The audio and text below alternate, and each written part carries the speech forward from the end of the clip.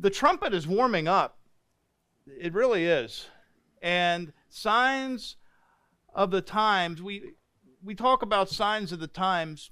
We're not having a few signs of the times. We're having a convergence of signs, really bringing about shifts in our world,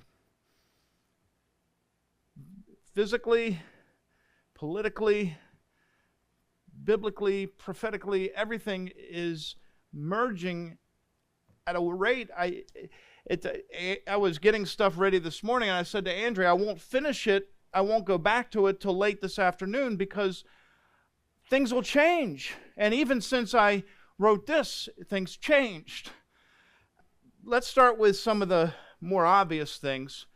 Earthquakes and volcanic activity. Jesus says these are birthing pains in real time. Global earthquakes in May.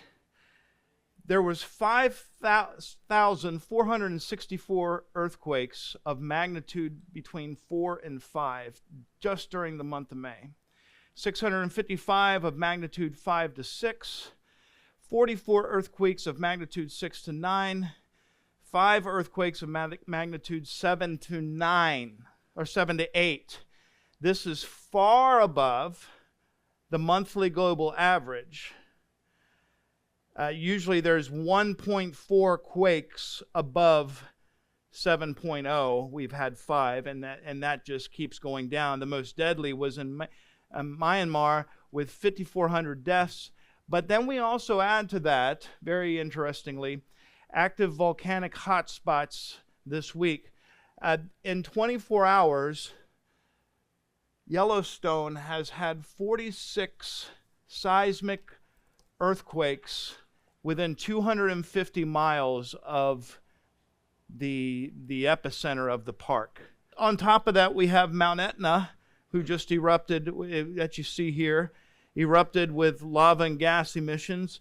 We've got Kilauea in Hawaii with episodic fountains and flows. We have in Idaho earthquake swarms near Yellowstone and an eruption. Japan had a major eruption in May.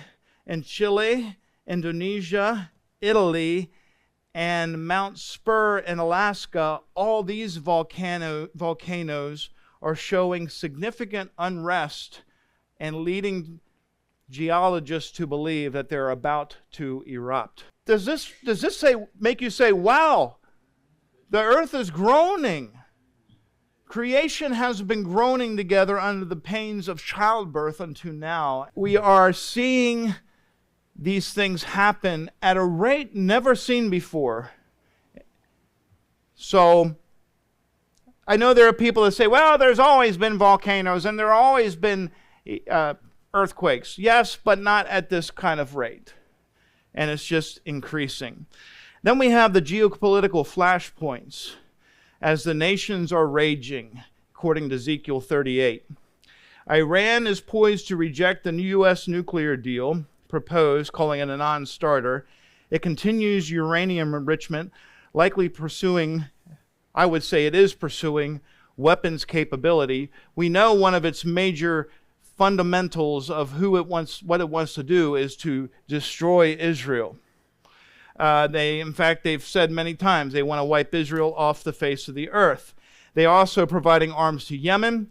Israel last night had not 1, not 2, but 3 missile launches towards its civilian population, and that's from Syria and Yemen together, along with what they're doing with Hamas, and they're also fighting Hezbollah. Russia was hit on Saturday night into Sunday, hit by Ukrainian drone strikes. Putin is vowing retaliation, increasing military pressure as West continues to fund Ukraine. Let's not forget that we're the ones funding the war. We're providing the ammunitions for them to go attack Russia. So where is the retaliation going to come to? Great question. I don't think they've forgotten very, very quickly about their Nord Stream pipeline either. In addition, Israel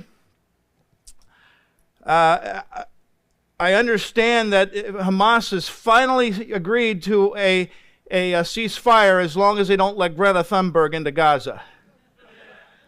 Garanching. Netanyahu hints at a preemptive strikes on Iran's nuclear sites. The chessboard is being set. The players of Ezekiel 38 are on the move. This isn't coincidence, it's convergence. There is movement on the chessboard, the geopolitical chessboard, like never before. This is the hour that we are watching these things take place. Currently, Paris is calling for a two-state solution. They are gathering of global actors in Paris to push for a final resolution to force a two-state solution held under the patronage of French President Macron. The key buzzwords we're seeing is the regional peace and security.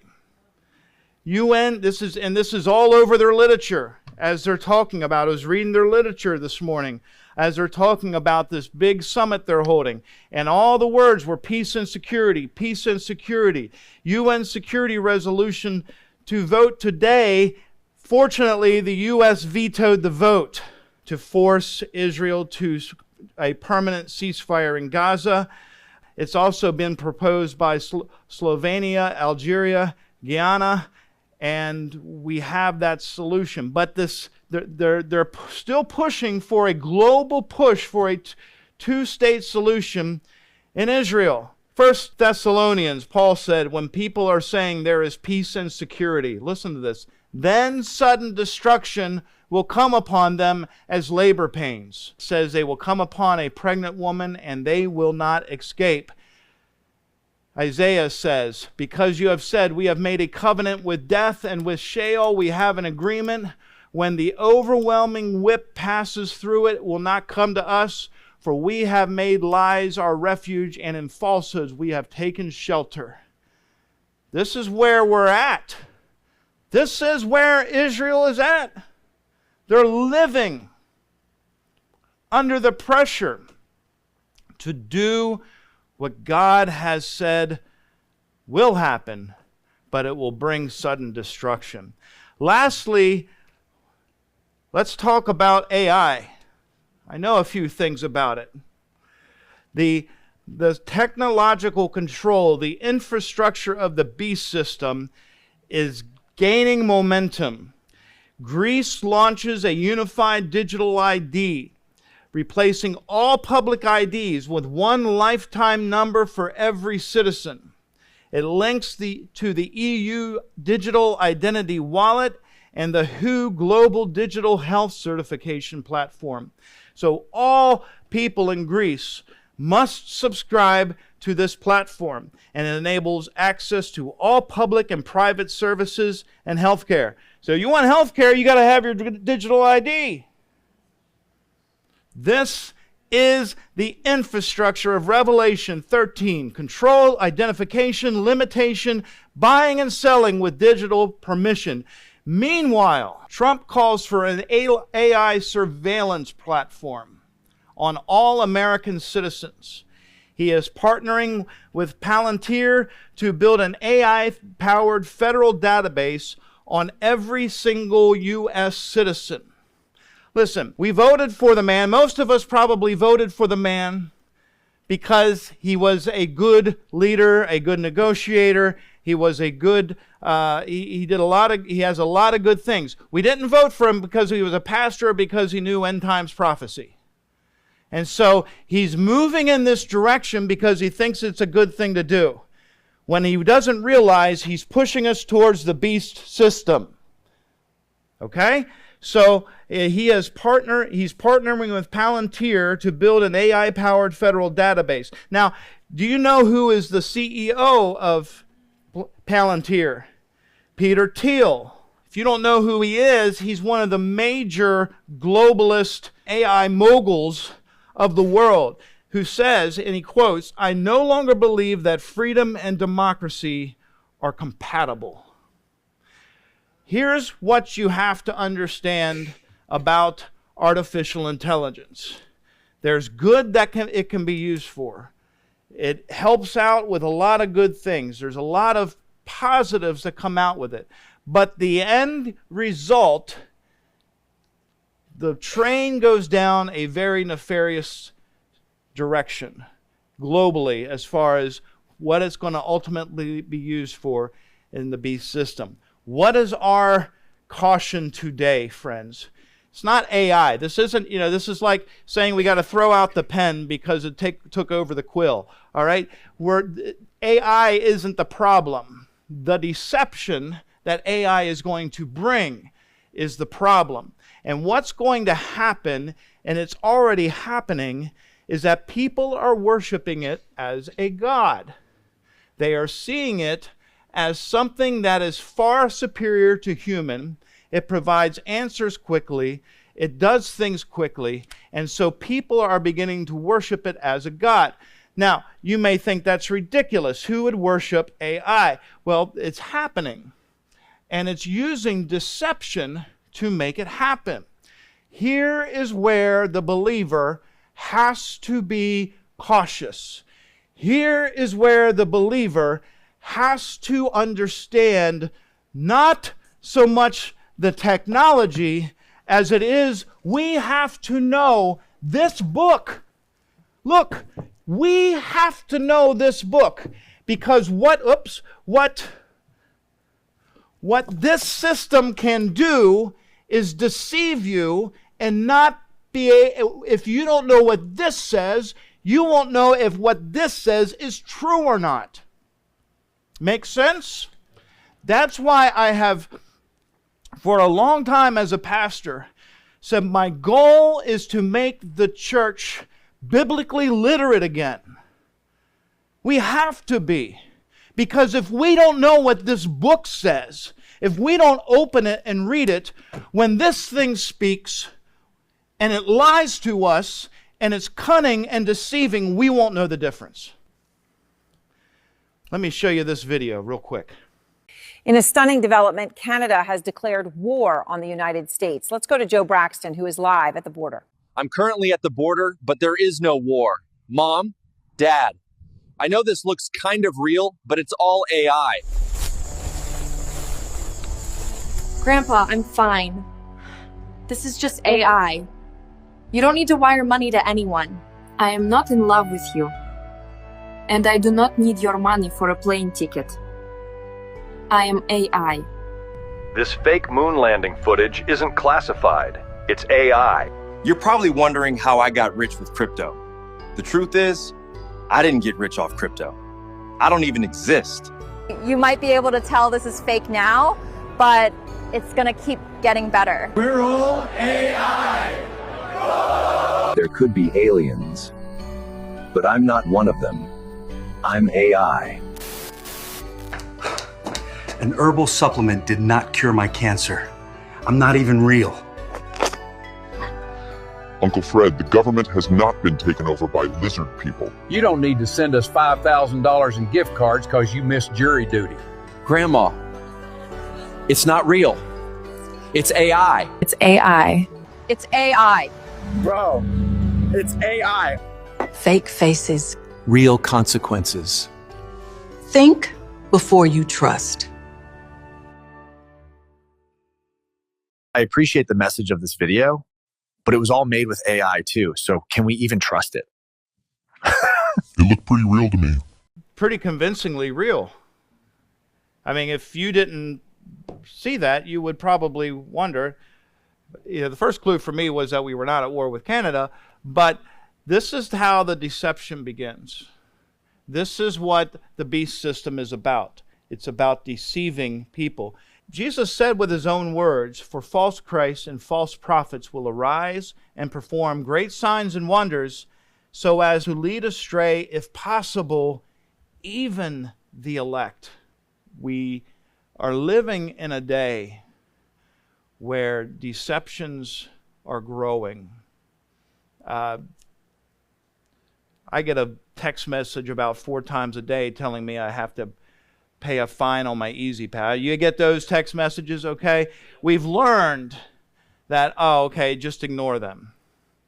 What happens when we can't distinguish the truth from a lie anymore? This is what the world is heading to. This is what AI is going to do. This is what, when quantum AI comes full bore onto the scene, it's going to know you better than you know yourself. And so it'll use that knowledge to manipulate, to control, to deceive, to lead you away. And so, friends, we have to be grounded with this book. That's the message I want to convey. That's the message I'm conveying on podcasts. I'm on one tomorrow, and I'm on one in the week after that, and then one in July, talking about this, that the message must be, we know this book, because this is how we're not going to be deceived. Amen? One last thing, Temple Institute. Do you understand there's a third Temple Institute? There is an official group of Israeli rabbis, clergy, scholars, so on, that have been actively working on getting ready to build the third temple. I had an opportunity to see the great big gold menorah that they have built and assembled to put in the third temple while I was in Israel a few months ago. Here's the thing. Third Temple Institute is saying they believe they can begin construction by December 2025. Currently, they're allowing Jews to go up, to pray, even to fall prostrate on the ground to pray. They're allowed to pray out loud. They have relaxed the restrictions extensively. And the Temple Institute has come out and announced that they believe they're going to be able to start construction of the third temple on the Temple Mount by the end of this year. Andrea was asking me, how is that possible? There's the mosque there. Temple Mount is 41 acres. It's a massive, massive piece of property that's been walled up and shored up and filled in. And so there's plenty of room to put a temple up right beside the mosque. Okay?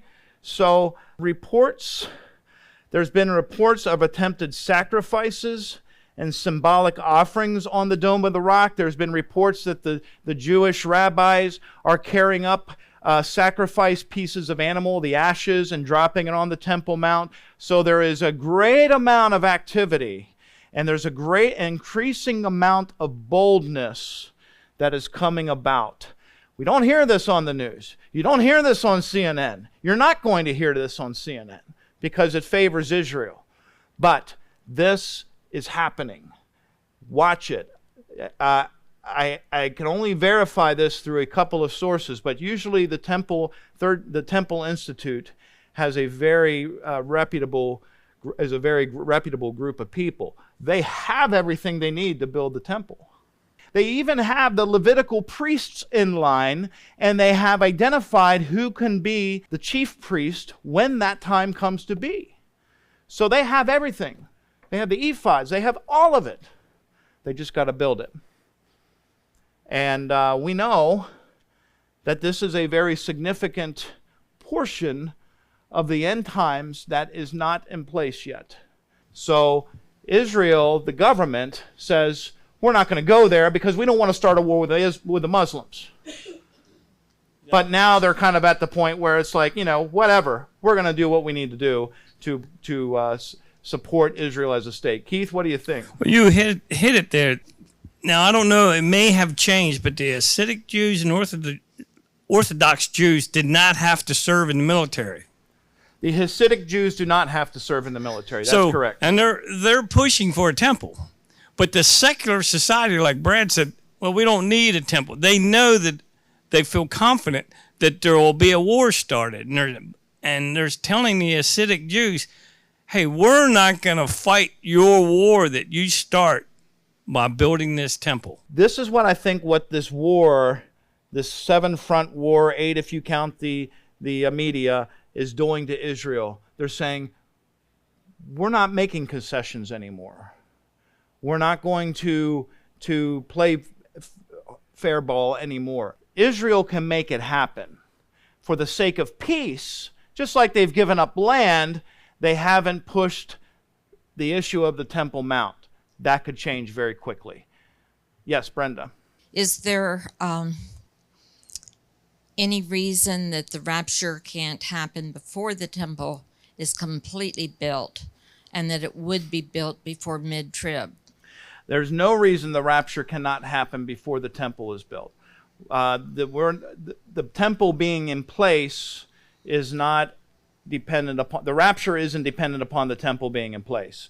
What is dependent upon being in place for the temple to be built is at least the beginning of the tribulation. We know that the Antichrist is going to sign the treaty with Israel, right?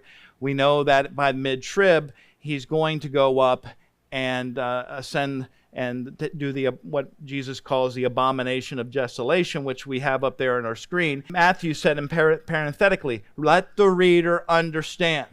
There have been foreshadows of all this, but we know that the Antichrist, the lawless one, the one that will make a treaty with Israel, and the one that will eventually break that treaty and ascend the temple at the 3.5-year mark and do a sacrifice, an unholy sacrifice in the Holy of Holies, will do that mid-trib.